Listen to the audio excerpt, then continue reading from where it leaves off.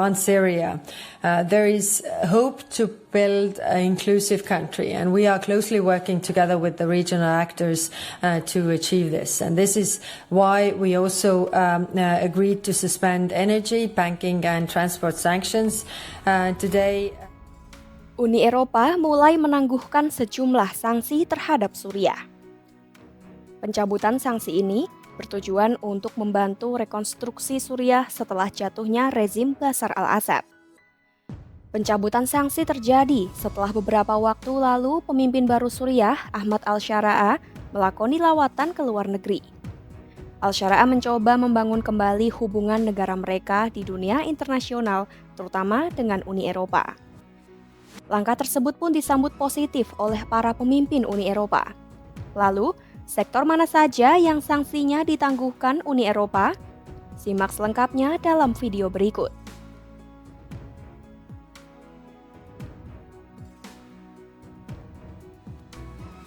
Pada Senin 24 Februari 2025, Uni Eropa mencabut sanksi tertentu terhadap Suriah sebagai bagian dari upaya mendukung pembangunan demokrasi selama transisi politik negara itu.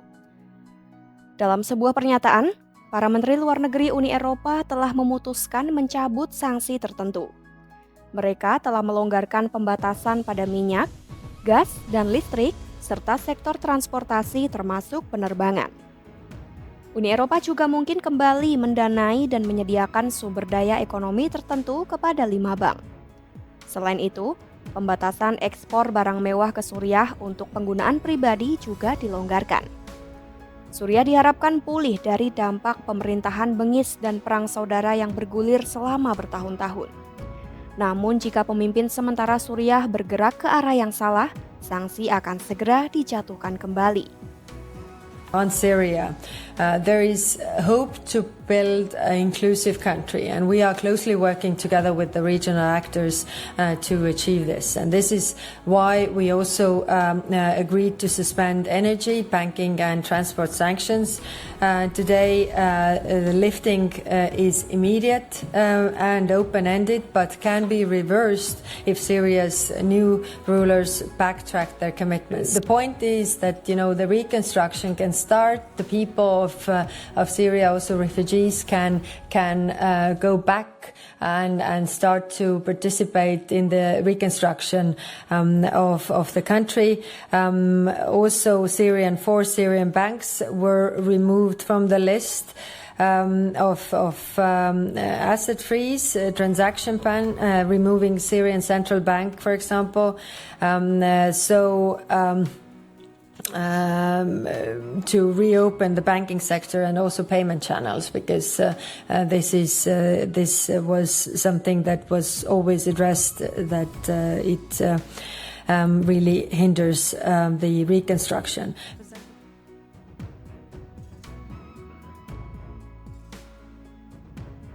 Pencabutan sejumlah sanksi oleh Uni Eropa terjadi setelah pemimpin baru Suriah, Al-Shara, melangsungkan lawatan ke luar negeri. Lawatan pertamanya yaitu ke Arab Saudi pada 2 Februari 2025. Melansir Al Jazeera, Al-Shara memilih Riyadh sebagai tujuan pertamanya untuk menegaskan pentingnya peran Arab Saudi dalam membentuk masa depan Suriah yang baru. Di sana, Al-Shara bertemu Pangeran Muhammad bin Salman bin Abdul Aziz.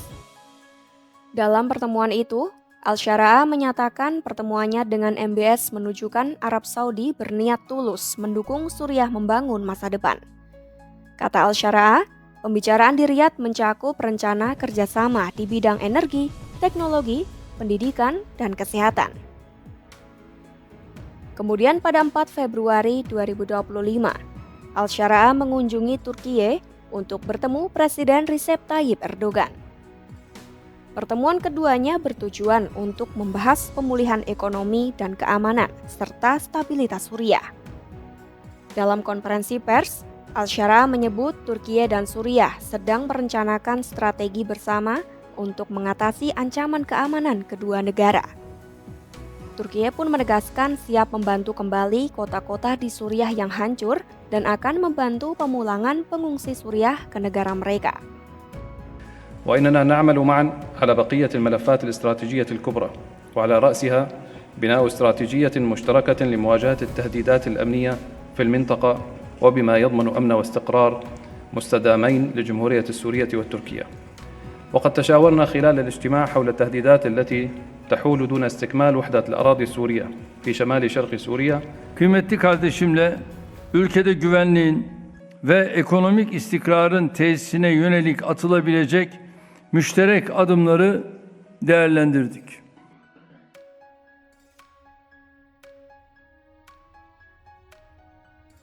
Sebelumnya, hubungan bilateral Uni Eropa dan Suriah diatur dalam perjanjian kerjasama yang disepakati pada 1977. Namun, hubungan mereka terdampak secara substansial karena perang saudara di Suriah. Saat perang pecah pada 2011, Uni Eropa pun menangguhkan semua kerjasama bilateralnya dengan Suriah. Uni Eropa menangguhkan perdagangan minyak mentah, minyak bumi, emas, logam mulia, dan berlian. Selain itu, Uni Eropa juga membatasi ekspor barang-barang fungsi ganda, peralatan dan teknologi minyak dan gas, serta peralatan telekomunikasi dan barang-barang mewah tertentu. Upaya pembatasan yang diterapkan juga menyangkut sektor keuangan dan transportasi, serta pendanaan perusahaan-perusahaan dan proyek infrastruktur tertentu di Suriah. Sedangkan ekspor reguler makanan, alat medis, dan obat-obatan tidak dikenakan sanksi Uni Eropa. Kedua pihak telah merundingkan perjanjian asosiasi, namun Uni Eropa menunda penandatanganannya karena situasi konflik di Suriah. Dasar hukum perjanjian tersebut pun menjadi usang. Setelah rezim Al-Assad runtuh, Suriah mulai menjalin hubungan diplomatik dengan dunia internasional hingga berbuah pelonggaran sanksi dari Uni Eropa. Akankah Suriah era baru pimpinan Al-Sharaa mencapai kestabilan setelah melalui konflik berkepanjangan? Simak terus update-nya dan berita-berita internasional lainnya hanya di kanal YouTube Kompas.com.